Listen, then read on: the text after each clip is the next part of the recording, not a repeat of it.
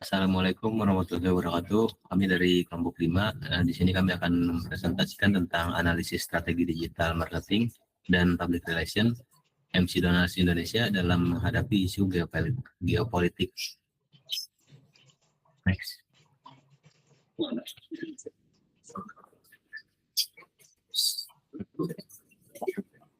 Yang pertama ada rumusan masalah dan metodologi.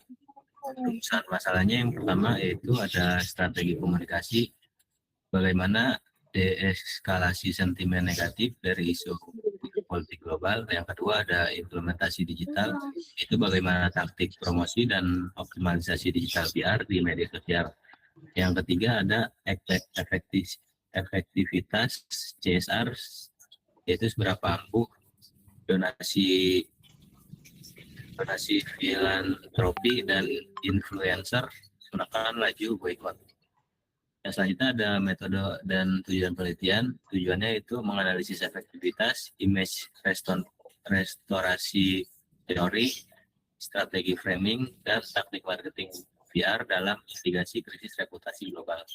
Yang selanjutnya ada metodologi, yaitu deskriptif kualitatif melalui studi literatur, mengumpulkan data sekunder berupa pernyataan resmi, siaran pers, Basnas, media daring, dan aktivitas media sosial tahun 2023 dan 2024.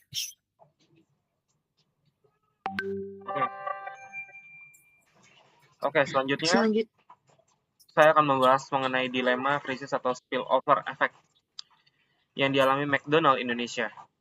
Yang di sini pertama, itu yang dimaksud dengan spillover effect adalah kondisi ketika krisis yang terjadi pada satu bagian perusahaan itu berdampak kepada pihak lain yang sebenarnya tidak terlibat secara langsung.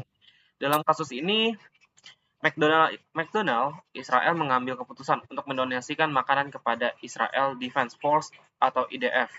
Meskipun keputusan tersebut dilakukan oleh McDonald Israel, dampaknya menyebar ke berbagai negara, termasuk Indonesia.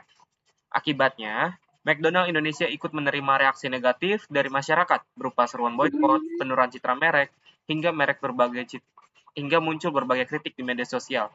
Padahal, secara operasional, McDonald Indonesia tidak terlibat dalam keputusan tersebut. Yang kedua adalah identitas visual yang melekat walaupun McDonald Indonesia dikelola sepenuhnya oleh PT Rexona Nasional. Sebagai pemegang waralaba lokal, masyarakat tetap melihatnya sebagai bagian dari merek global McDonald. Logo Golden Arch yang sangat kuat membuat publik sulit membedakan antara keputusan perusahaan global dengan operasional waralaba di Indonesia. Oleh karena itu, McDonald Indonesia harus melakukan strategi image restoration berdasarkan teori William Benoit. Strategi yang digunakan adalah bolstering, yaitu memperkuat reputasi sebagai perusahaan lokal yang berkontribusi bagi masyarakat Indonesia, serta corrective action, yaitu melakukan tindakan nyata melalui berbagai program kemanusiaan untuk mengurangi dampak krisis terhadap citra perusahaan. Oke. Next slide-nya akan dibaca oleh Nadine. Selanjutnya CSR sebagai reputation insurance. Di sini ada aksi filantropi dan batas efektivitas. Misi kemanusiaan yang dilakukan ialah donasi awal sebesar 1,5 miliar beserta pengiriman 1.000 unit selimut musim dingin ke Gaza yang dirancang sebagai perisai reputasi atau reputasi insurance untuk menunjukkan kepedulian sosial. Dan di sini ada limitasi CSR yang dilakukan, yaitu tekanan publik yang masif memaksa Basnas mengumumkan penghentian penerimaan donasi lanjutan dari McDonald per April 2024, dan ini menunjukkan batas jenuh filantropi saat tensi geopolitik sedang tinggi. Selanjutnya,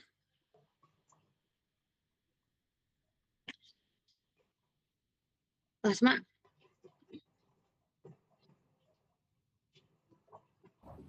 Selanjutnya itu ada bingkai pesan dan pengalihan agenda.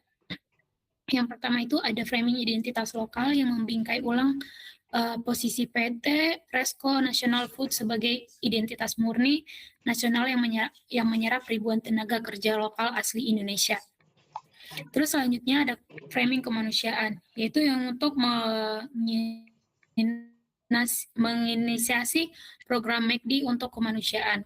Gunanya itu untuk menyeimbangkan asosiasi politik dengan aksi filantropi sosial konkret. Dan yang terakhir ada agenda setting mandiri, yaitu untuk menggeser agenda publik atau isu boykot di media sosial lewat dominasi publikasi, promosi produk, dan diskon yang menarik. Yang selanjutnya itu ada pilar marketing McDonald's Indonesia.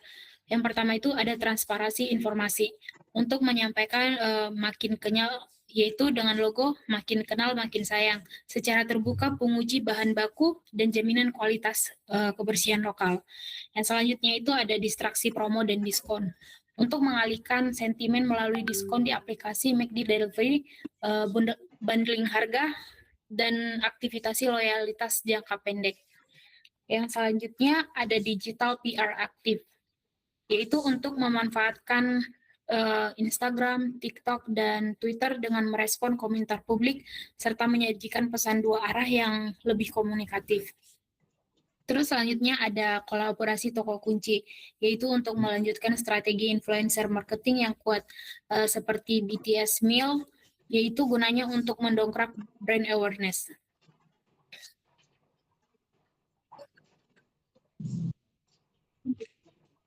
Itu ada program baru Rasa Lokal Karya Lokal. Yang pertama yaitu kolaborasi dan konten lokal. Petani dan juga peternak lokal memproduksi video dokumenter autentik bertajuk Dari Petani Indonesia untuk Meja McD, guna menyadarkan bahwa membeli McD mendukung pertanian lokal. Desain kreator lokal yaitu meluncurkan kemasan menu edisi terbatas yang didesain langsung oleh instruktur. Ada CSR, berkelanjutan yang netral. Beasiswa pendidikan anak bangsa mengganti donasi instan geopolitik yang kontroversial dengan beasiswa Mekadi. Struktur di bawah naungan Ronald. McDonald House Christian, dampak reputasi bantuan pendidikan jauh lebih dari aman, minim penolakan publik, dan memberikan pembentukan citra positif yang konsisten. Dan saran, yang pertama itu kesimpulan, strategi krisis tidak cukup hanya definisif dengan mengubah narasi asing menjadi lokalisasi sejati, rasa lokal, karya lokal. McDonald Indonesia dapat meredam spillover krisis jangka panjang secara tangguh.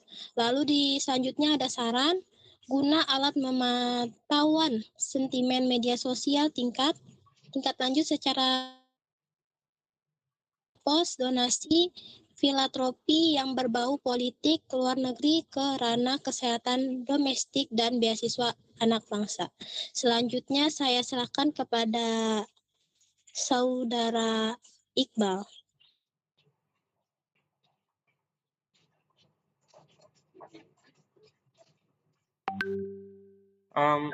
Maaf. Oke, mari kita tutupi aja presentasi pada malam hari ini. Terima kasih banyak atas kesempatannya untuk kami untuk bisa presentasi. Assalamualaikum warahmatullahi wabarakatuh.